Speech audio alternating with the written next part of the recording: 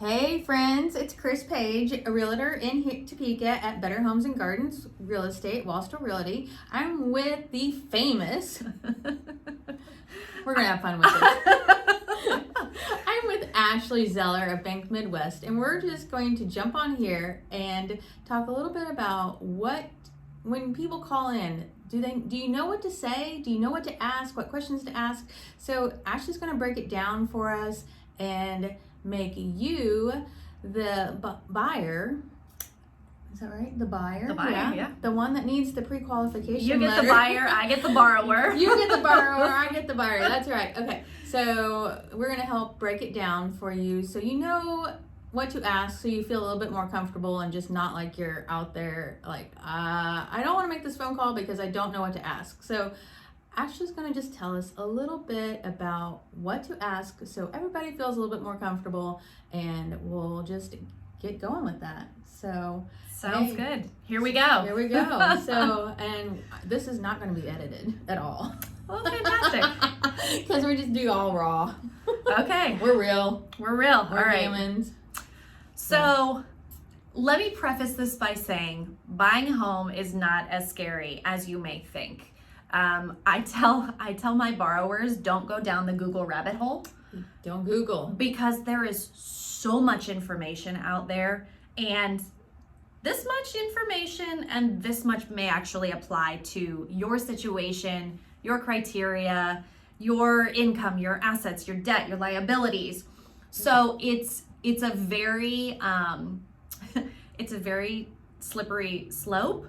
So But don't be scared. Always go into it with, it's okay to not know. It's okay to not know, and it's okay to ask questions. Absolutely ask questions. There's no stupid question. We promise. We're not Promise. just saying that.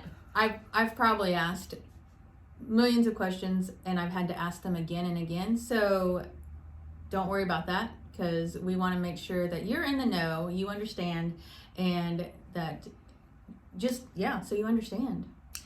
So for specific questions that you may ask, like, I would like a first-time homebuyer loan.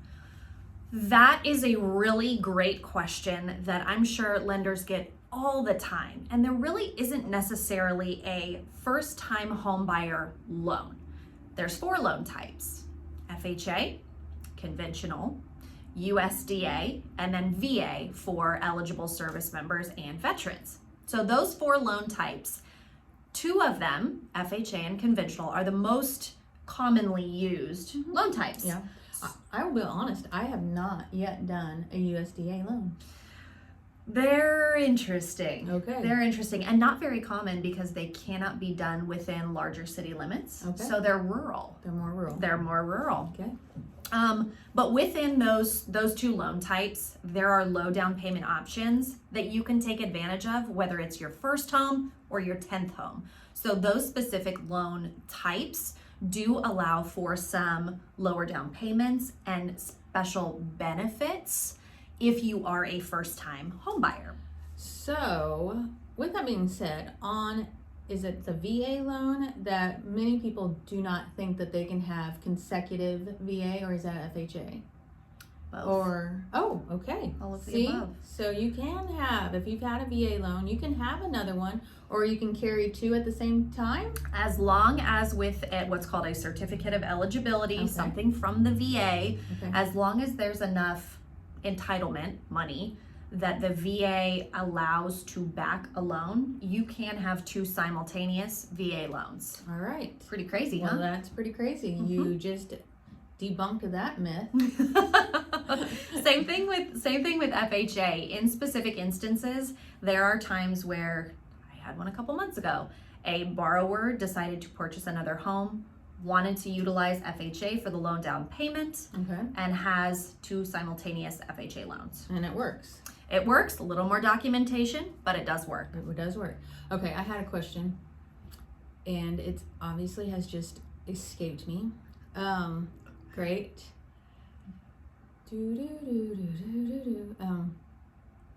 Well, I'll dive in and just keep telling Oh, okay. you. Oh, okay. No, this isn't it. But so say I'm calling, I have no idea. I am a renter. First of all, is this a great time for people that rent, is it a great time to buy, for them to think about buying? I know rent prices have tremendously spiked for our area, so it might be more feasible for somebody to buy. Yeah, I was reading an article this week, and it was talking about how the rental increase has been the largest increase that we've seen in about 40 years. Wow. Yeah. So is it a good time to look into buying, or to just pull the trigger and buy if you are renting? Could be. I mean, I think it's going to be based on the dollars. That's a lot of the driving force. Can you get what you want? Is it a good monthly payment, down payment, things like that? But I don't think there's ever a right time or a wrong time. It's going to be based on you as the buyer and what you are needing. Some of the numbers can be crunched, but well, chances are you're already paying somebody else's mortgage. You might as well make your own mortgage. Exactly. I mean, a $1,400 mortgage will actually get you a fairly nice house. Yeah, if you're going to pay it one way or another, you might as well pay it and gain some equity. Yeah, absolutely. Have something to cash out in the long run. Yeah. Upgrade in the future and call me. That's Chris Page, Better Homes and Gardens, Wostal Realty, 785-608-4194. Okay.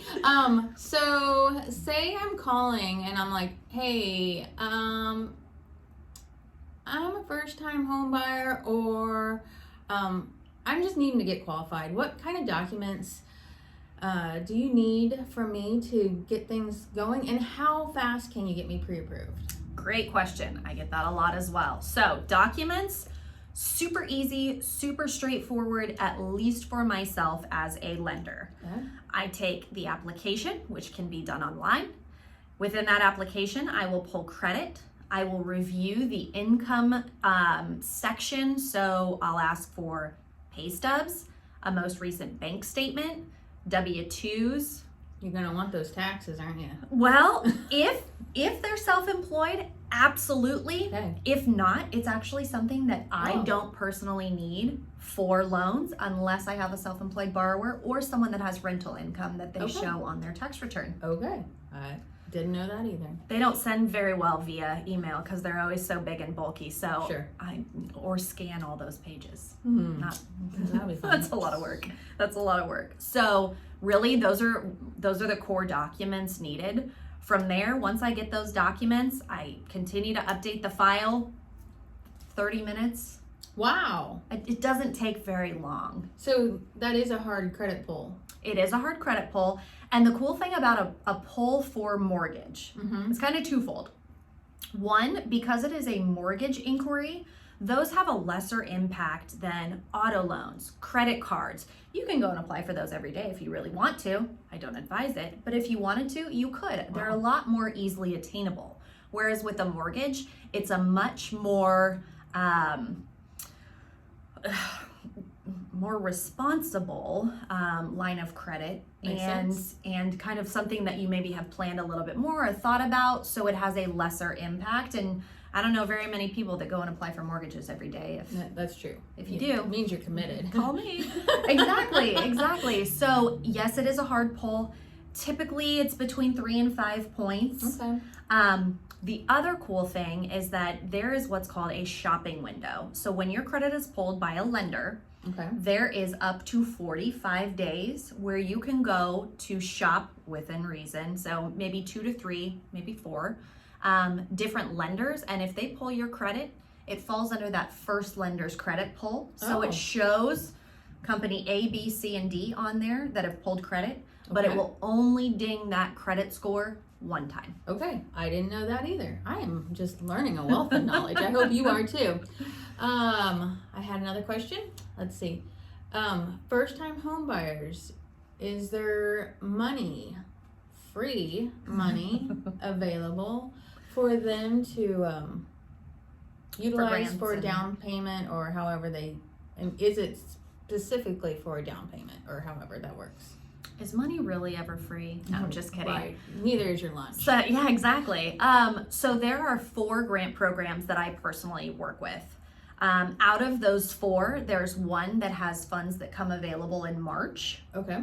Federal Home Loan Bank. Okay. There is one that has unlimited funds. It's What? awesome. The caveat is that they set their own rates. Ooh. And so there's where, how much does it cost? Is it free money? Sometimes it may not be in your best interest to have that free money, because in the long run it may not pay off, and it's definitely not free. Exactly. So what I do is I kind of like to run comparisons of, if you do take this grant, here's what the rate is. Refinancing is always a possibility, but we go into it with the forethought of, okay, here's what the snapshot is. Here's what the rate is today. Are you comfortable with this? If you are, fantastic. Here's what that amount is for the grant. If you're not, let's maybe look at some other options. So that grant is awesome, but sets their own interest rates. Makes sense. Yes. Your money's not free. No, money is never free. The third program is called KHRC. Awesome program again, but it is targeted towards more rural properties and rural areas. There are purchase price limits based on counties. There's income limits. Topeka doesn't qualify to have a house there that can be utilized for this. Lawrence, some of those larger cities, Wichita, things like that would not qualify. However, does it kind of go hand in hand with that USDA? Very, very similar to USDA. You are 100% correct. So again, it's an awesome program and great to utilize if you are thinking more outside of city limits. Okay. The fourth one is a national program. It has up to 5% assistance. Okay. So great. But again, this program sets their own interest rates. So really we look at what makes sense. And if it does make sense, is it something that you're comfortable with, comfortable moving forward? Do you qualify for it? So a lot of what I do is side-by-side comparisons and just general education. And that is what I like about Ashley. She not only educates me, but she makes sure that she educates everybody involved in the transaction, so everybody understands and we're all on the same page. And it just makes everything go a little bit more smoother. I told you I wasn't going to jump into interest rates, but I want to talk about this for a second. So back in the day when my father-in-law and my parents were buying a house, you know, we never saw these 3% interest rates. I mean, that was just crazy. I mean, that was not normal. Not normal at all. So if you think that as we had touched the 7% range, we're not there right now. Thank goodness we are not there. We're not there, but that still wasn't normal. My in-laws, I think they had bought at 14 or possibly 18%. And so that is what was back in the norm. Exactly. So all I can say is if you have the opportunity to even buy in the 7s, I mean, currently we're in the 5s. High 5s, low 6s right now. It's been an interesting week. Yeah. That's still good. So if you have the opportunity to buy, I would suggest buying. You can always refinance later when they come down. If it goes up, you got a great rate. Exactly. So, exactly. 6 is the new 3. So. 6 is the new 3.